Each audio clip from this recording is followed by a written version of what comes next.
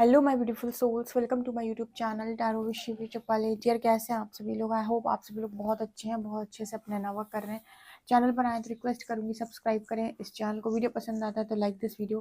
Guys, देखने का प्रयास करते हैं कि आपके सेल्फ लव पर आपके पर्सन आपको लेकर क्या बोलेंगे, या जो भी सेल्फ लव आपने किया हुआ है, जो भी आप अपने अंदर ट्रांसफॉर्मेशन कर रहे हैं, उसमें हम इस टेक्स्ट से देखने वाले हैं आज कि आपके पर्सन आपको लेकर क्या बोलना चाहेंगे आपको।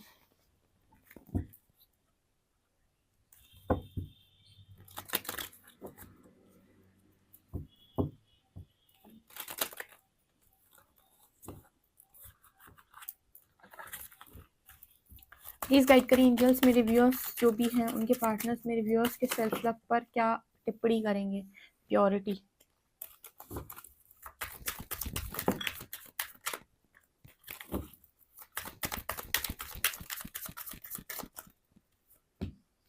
The void,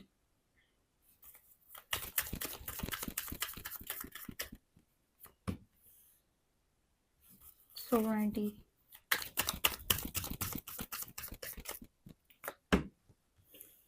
फ्रूटिशन, the unexpected,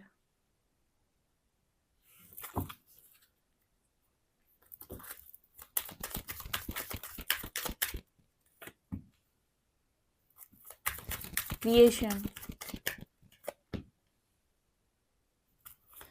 surrender,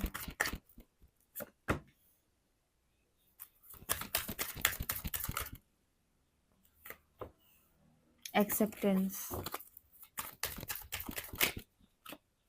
beginnings, release. Okay, यहाँ पर क्या एनर्जी निकल के आ रही है? यहाँ पर वाइड की एनर्जी, क्रिएशन की एनर्जी है।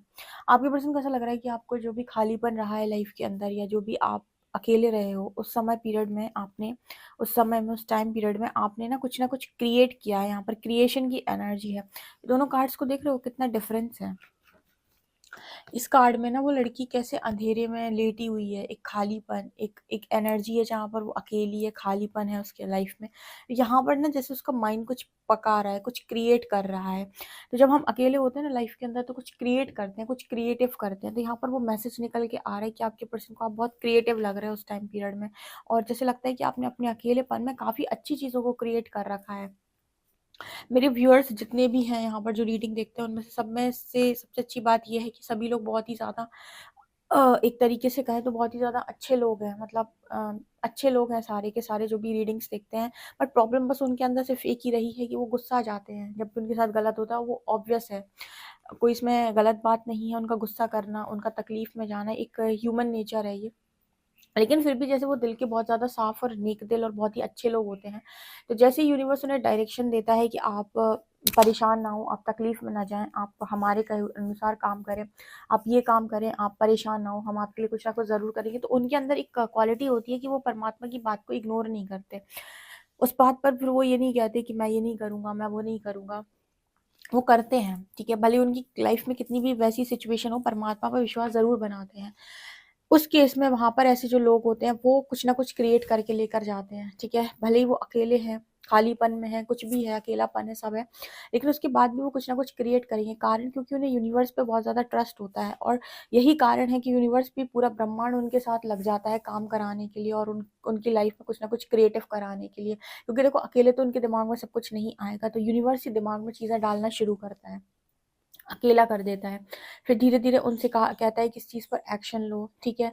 फिर उनके दिमाग में, फिर उनके पास ऐसे लोग भेजता है जो उनकी मदद करते हैं। तो एक तरीके से वो अपनी लाइफ में क्रिएटर बन ही जाते हैं, ठीक है। ये उनके साथ ज़रूर होता है जो बहुत ही दिल के नेक दिल इंसान है, बहुत ही ज़्यादा साफ दिल इंसान है, और अपनी लाइफ के अंदर जिन्होंने धोखा खाने के बाद भी कभी गलत बात को चूज़ नहीं किया। क्योंकि पता है, जनरली ऐसा होता है कि जब भी यूनिवर्स आपको टेस्ट करता है, तो आप हो या आपका पार्टनर हो या दुनिया का कोई भी इंसान हो, जब आपके साथ कुछ गलत होता है तो आपके पास 2 ऑप्शन होते हैं। आप एक और गलती करेंगे, या आप गलत होने के बाद भी सही रास्ते को चूज़ करेंगे। बहुत मुश्किल होता है कि लोग सही रास्ते को चूज़ करें, क्योंकि वहाँ पर आपको अपनी कमियों से लड़ना पड़ता है, क्योंकि पक्का प्रकृति और परमात्मा आपका सामना आपसे ही कराते हैं, तो वो ईज़ी नहीं होता। तो बहुत सारे लोग भाग जाना चाहते हैं, बहुत सारे लोग भाग लेते हैं, मतलब निकल लेते हैं वहाँ से, सही पाथ चूज़ नहीं करते, वो रॉन्ग पाथ ही चूज़ करते हैं। पर जो नेक दिल इंसान होते हैं, साफ दिल इंसान होते हैं, जो परमात्मा को बहुत ज़्यादा मानते हैं, वो परमात्मा के बनाए हुए रास्तों पे, उनके विश्वास पे चलना शुरू कर देते हैं कि ठीक है, मैं गलत रास्ता नहीं चुनूँगा, जो भी हुआ, जैसे भी हुआ मेरे साथ, लेकिन फिर भी मैं गलत रास्ते नहीं जाऊँगा। ऐसे लोग भविष्य में क्रिएटर बनते हैं। ऐसे लोग भविष्य में क्रिएटर ज़रूर बनते हैं, ठीक है? क्योंकि उन्होंने जो पाथ चूज़ किया है वो विश्वास पे किया है, किसके? ईश्वर के। इसके अलावा ना प्योरिटी की एनर्जी, सरेंडर की एनर्जी आपके अंदर ना परमात्मा की झलक जैसे इस पर्सन को नज़र आती है।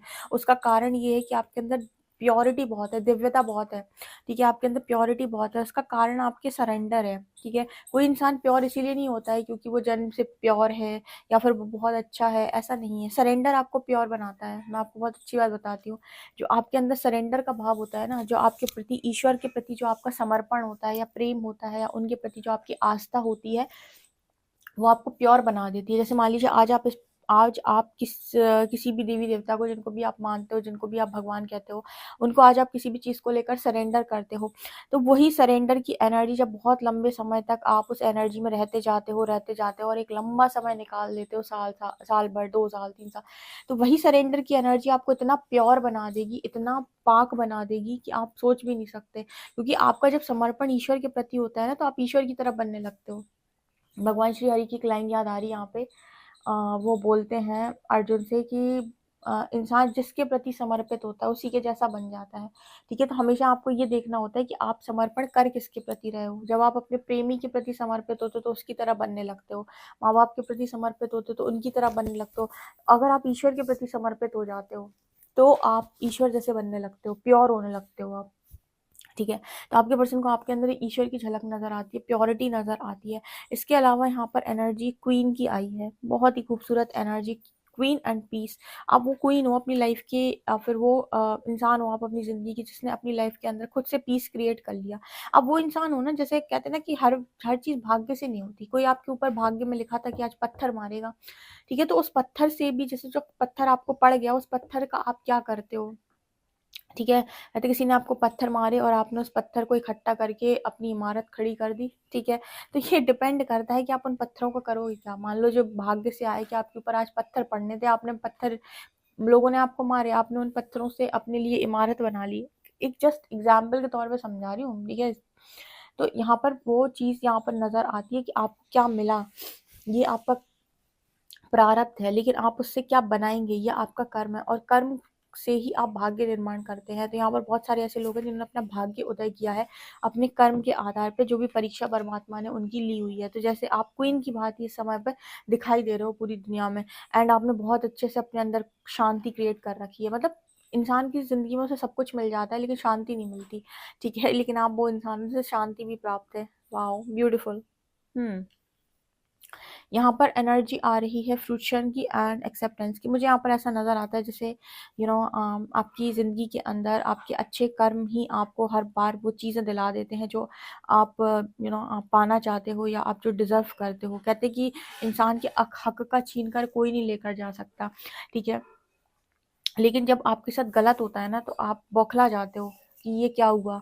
उस वक़्त भी अगर आपने अपने दिमाग को नियंत्रित कर लिया, अपनी इच्छाओं को नियंत्रित कर लिया, अपने एक्शंस को नियंत्रित कर लिया और आप नहीं भटके अपने पाथ से, तो आपको वो हर चीज़ मिल जाती है जो एक दुनिया को ना इम्पॉसिबल लगती है। लोगों को लगता है ये इम्पॉसिबल है, अब ये नहीं हो सकता। अब आपके केस में हो जाता है वो पॉसिबल। कारण क्योंकि कर्म महान है, ठीक है?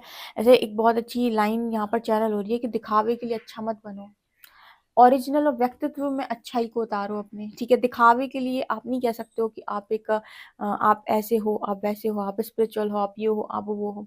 दिखावा नहीं, रियल व्यक्तित्व में उतारो, क्योंकि जब कोई चीज़ ओरिजिनल होती है ना, तो आपको कोई पछाड़ नहीं पाएगा, आपको कोई ढोंग नहीं करना पड़ेगा, आपको कोई दिखावा नहीं करना पड़ेगा। लेकिन जब आप व्यक्तित्व में नहीं हैं, लेकिन दिखावा करते हो, ठीक है? तो कभी ना कहीं कहते हैं ना कि आप शेर का लिबास पहन लो, शेर होने, दोनों बातों में अंतर है, ठीक है? लिबास पहनोगे तो कभी ना कभी पकड़े जाओगे, ठीक है? और अगर व्यक्तित्व में ही आप रियल में शेर हो तो फिर आपको कोई ज़रूरत ही नहीं है ना। तो यहाँ पर वो नज़र आता है कि आप में से काफ़ी सारे लोग जो है ना वो रियल हैं, और यही चीज़ है क्योंकि आपका रियल नेचर ही, आपकी रियल एनर्जी ही आपकी लाइफ में रियलिटी को मैनिफेस्ट करती है। आपका फेक होना आपकी ज़िंदगी के अंदर कभी भी रियलिटी को मैनिफेस्ट नहीं कर सकता है। तो यहाँ पर ये नज़र आता है कि आपको आपके अच्छे कर्मों का बहुत अच्छा फल मिल रहा है और वो चीज़ें भी आपकी लाइफ के अंदर हो रही हैं जो दुनिया को लगता है कि इम्पॉसिबल है, पॉसिबल ही नहीं है, हो ही नहीं सकता है। देखो आपकी लाइफ के अंदर एक न्यू बिगिनिंग देखकर आपके पर्सन बहुत ज़्यादा मतलब शॉक्ड है, क्योंकि यहाँ पर अचानक एक न्यू बिगिनिंग आपकी ज़िंदगी के अंदर हो रही है जो बहुत ही खूबसूरत है। यहाँ पर देख रहे हो ब्लैक ब्लैक एनर्जी है। ब्लैक एनर्जी दिखा रही कि ज़िंदगी में सब कुछ ख़त्म हो गया। लेकिन एक एक मौका यूनिवर्स ने आपको दिया। जैसे क्या होता है ना कि जब हमारी लाइफ के अंदर हमको मार पड़ती है, चोट पड़ती है, कोई प्रारब्ध उठकर आता है, जब लोग कहते हैं कि सब कुछ ख़त्म हो गया, उस समय पर प्रकृति आपकी परीक्षा ले रही होती है, क्योंकि वो एक चांस आपको ज़रूर देगी। ठीक है? अगर आपने उस टाइम पीरियड में भी राइट एक्शंस, राइट चॉइसेस, सब कुछ राइट तरीके से रखा और आपने ये नहीं सोचा कि आपको क्या मिलेगा, लेकिन आपने एक्शंस बिल्कुल राइट लिए हुए हैं। ये सोचकर एक्शन नहीं लिखा फ्यूचर में क्या मिलेगा, भविष्य कैसा होगा, ठीक है? आप किसी के साथ छल में नहीं गए, आपने किसी को धोखा नहीं दिया। उस केस में प्रकृति आपके लिए वो चीज़ों का निर्माण करेगी, जो चीज़ें आपको लगा था कि अब आपकी खत्म है लाइफ, कुछ नहीं हो पाएगा, ठीक है? ये उस केस में होता है जब आप अपनी परीक्षा बहुत अच्छे से निकालते हो। जैसे यहाँ पर बहुत सारे लोग ट्रांसफॉर्मेशन के फेज़ में हो, परीक्षा चल रही है।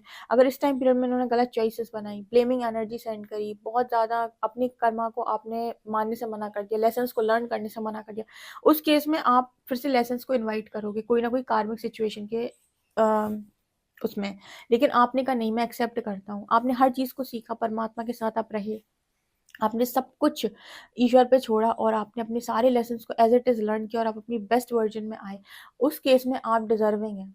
फिर प्रकृति आपको वो बनाकर भी दे सकती है जो शायद आपके भाग्य में था ही नहीं, ठीक है? उस समय डेस्टिनी, इसको कहते हैं डेस्टिनी क्रिएटर, जो मैं हमेशा बोलती हूँ, बहुत अच्छे से मैंने रीडिंग में गाइड किया हुआ है कि अगर कोई चीज़ भाग्य में नहीं है तो कर्म में इतनी तथा रखो कि भाग्य में लिख जाए वो चीज़, ठीक है? मतलब ऐसा हो जाता है। ऐसा आप कोई नहीं कह सकता कि ये नहीं हो सकता, बिल्कुल हो सकता है। जब ईश्वर परीक्षा लेता है तो आपका भाग्य को, आपके भाग्य का रुख कहीं से भी कहीं तक मोड़ सकता है, ठीक है? लेकिन ईश्वर बिना आपकी, ईश्वर गद्दारी बर्दाश्त नहीं करता, एक चीज़ ध्यान रखिएगा। ईश्वर कभी भी छल कपट बर्दाश्त नहीं करता, तो आपको मतलब हमेशा ही राइट डिसीजंस बनाने होते हैं। ये चीज़ें हैं जो आपके पार्टनर अभी आपके अंदर देख रहे हैं। इतनी खूबसूरत रीडिंग देख के गूज़बम्प्स आ रहे हैं, बहुत ही खूबसूरत। मुझे कमेंट सेक्शन में ज़रूर बताइए कौन से ऐसे व्यूअर्स हैं जो इस तरह की एनर्जी को लेकर आ रहे हैं, या फिर इस तरीके की उन्होंने इस तरह की तपस्या की हुई है कि कभी भी कुछ भी हो जाए लाइफ में, कितनी भी चोट आ जाए, गलत पाथ चूज़ नहीं करेंगे। किसी भी लिहाज से गलत इंसान को, गलत चीज़ों को, गलत पाथ को कभी चूज़ नहीं करेंगे, भले ही काम, क्रोध, लोभ, मोह, माया, लालच कितना भी हावी हो जाए, कभी नहीं करेंगे, ठीक है? कभी-कभी हमें ऐसा लगता है कि हमें एक चॉकलेट मिलने वाली है और इंसान ना उस एक चॉकलेट के चक्कर में वो पीछे जो पूरा का पूरा चॉकलेट का डब्बा भरा पड़ा था, उसको भूल जाता है। तो जब आप राइट चॉइस बनाते हो तो आपको एक चॉकलेट चॉकलेट का मोह नहीं करना होता है, आपको सीधा चलना होता है। वो एक चॉकलेट आपको आज लग रही है, पर पता चले आगे पूरा डब्बा वेट कर रहा है आपका, ठीक है? ये तब होता है जब आप राइट चुनते हो चीज़ों को, है ना? देखते हैं टैरो क्या बताते हैं। वैसे आपके पर्सन आपको लेकर बहुत अच्छा सोच रहे हैं, बहुत ही खूबसूरत।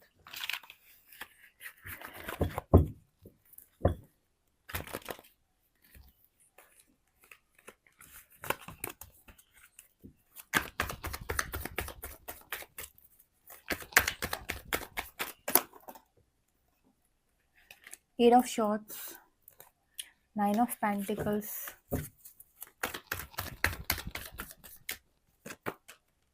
Knight of Wands, Knight of Pentacles,